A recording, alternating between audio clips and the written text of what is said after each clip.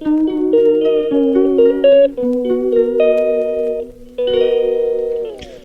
மக்களே, welcome to my channel. இன்றைக்கி வந்து மீன் குழம்பு, மீன் வறுவல் எப்படி செய்கிறதுன்னு பார்க்கலாமா? வாங்க வீடியோக்குள்ள போகலாம். ஒரு கடாயில் நல்லெண்ணெயை ஊற்றிக்கோங்க.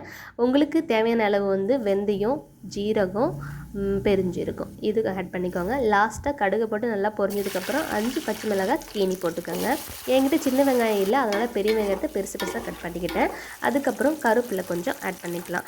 இதில் வந்து பூண்டு வந்து நசுக்கி வச்சுருக்கேன், அதையும் வந்து ஆட் பண்ணிக்கிறேன். நெக்ஸ்ட்டு தக்காளி நம்ம வந்து போட்டுக்கலாம். தக்காளி கூட வந்து உப்பு மஞ்சத்தூளும் போட்டு நல்லா லைட்டாக தண்ணி ஊற்றி நல்லா மூடி வச்சிடலாம். அந்த கேப்பில் நம்ம வந்து புளியும் கரைச்சி வச்சிடலாம். புளியை கரைச்சி வச்சதுக்கப்புறம் தக்காளியும் நல்லா வெந்துருச்சு. இதில் வந்து நம்ம மசாலாவை ஆட் பண்ணிடலாம். நமக்கு வந்து பார்த்திங்கன்னா சீக்ரெட் மசாலா எதுவும் கிடையாது. மீன் வறுவல் மசாலா, மீன் குழம்பு மசாலா, மல்லித்தூள் மசாலா இதுதான் நான் வந்து ஆட் பண்ணியிருக்கேன். லைட்டாக கொஞ்சம் தண்ணி ஊற்றி நீங்கள் வந்து நல்லா கிண்டி விட்டுக்கோங்க. நெக்ஸ்ட் வந்து பார்த்திங்கன்னா நம்ம வந்து புளியை வந்து கரைச்சி ஆல்ரெடி வச்சுருந்தோங்க இல்லையா, அதை நம்ம வந்து இப்போ ஆட் பண்ணிக்கலாம். அதுக்கப்புறம் தேவையான அளவு இதுக்கு வந்து நீங்கள் தண்ணி ஊற்றிக்கோங்க. நல்லா கொதி வந்ததுக்கப்புறம் நல்லா பச்சை வாசனைலாம் போனதுக்கப்புறம் நம்ம வந்து புளியை கரைச்சி ஊற்றிட்டோமா எல்லாமே ஃபைனல் பண்ணிவிட்டோம். கடைசியாக நம்ம வந்து மீனை வந்து போடுறோம்.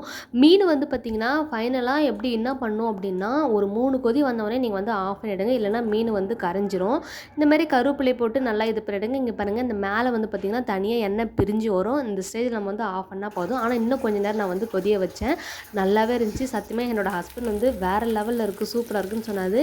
ஆனால் இந்த ஃப்ரை பண்ணுறது மட்டும் மாமா தான் பண்ணாங்க. அது வந்து அவரோட போக்கில் விட்டால் தான் அது சூப்பராக இருக்கும், எனக்கு டேஸ்ட்டாக இருக்கும். அதனால் நான் வந்து அவரை பண்ண சொல்லிட்டேன்.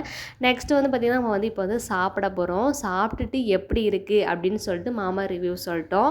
நம்ம வந்து இதுக்கு வந்து பார்த்திங்கன்னா சுட சுட ரைஸ் வந்து போட்டு சாப்பிட்டிங்கன்னா நல்லாயிருக்கும். நான் கொஞ்சம் முன்னாடியே சாப்பாடு வடித்து வச்சிட்டேன், அதனால் கொஞ்சம் இதாக தான் இருந்துச்சு. ஆனால் குழம்பு வந்து பார்த்திங்கன்னா சத்தியமாக வேறு லெவலில் அல்டிமேட்டாக இருந்துச்சு. மாமாவே செம்மையாக இருக்குது, சூப்பராக இருக்குது அப்படின்னு சொல்லிட்டு சாப்பிட்டாரு.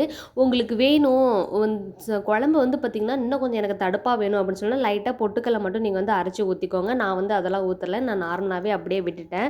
இதில் வந்து மாமா சாப்பிட்ற ஸ்டைலில் பார்த்திங்கன்னா வறுத்த மீன் கொஞ்சம், குழம்பு மீன் கொஞ்சம், சாப்பாடு கொஞ்சம் வச்சு சாப்பிட்டு எப்படி இருக்குன்னு சொல்லிட்டு கேட்டேன். சத்தியமாக இருக்குது, சூப்பராக இருக்குது அப்படின்னு சொல்லிட்டு சொன்னார்.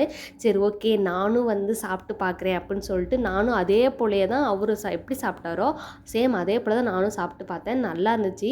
நீங்களும் இதே போல் ட்ரை பண்ணுங்கள், சத்தியமாக வேறு லெவலில் வரும். எனக்கு ரொம்பவே பிடிச்சிருந்துச்சி. நானும் என்னோடய ஹஸ்பண்டும் ரசித்து சாப்பிட்டோம். நைட்டு கூட பார்த்திங்கன்னா இட்லி சுட்டு இட்லிக்கு நாங்கள் வந்து தொட்டு சாப்பிட்டோம். செம்மையாக இருந்துச்சு, சூப்பராக இருந்துச்சு. நீங்களும் இதே போல் ட்ரை பண்ணுங்கள்.